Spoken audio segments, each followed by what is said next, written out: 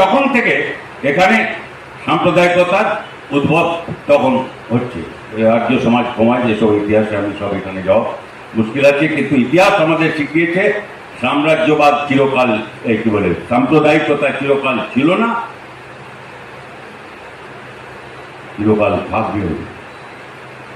2 নম্বর লাইনটা ওইখানেই লেখা আছে যে যেহেতু সাম্প্রদায়িকতা চিরকাল থাকবে না, ক্ষমতায় এসছে বলে এখন এটা তার থেকে স্বতঃসিদ্ধ সিদ্ধান্ত হচ্ছে মোদি চিরকাল থাকবে না।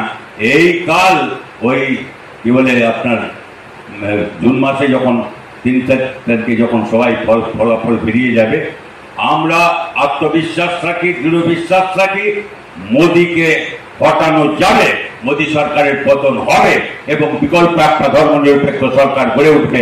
বামপন্থীদের তাকতের সমর্থনের ভিত্তিতেই সেই সরকার গড়ে উঠবে। বিকল্প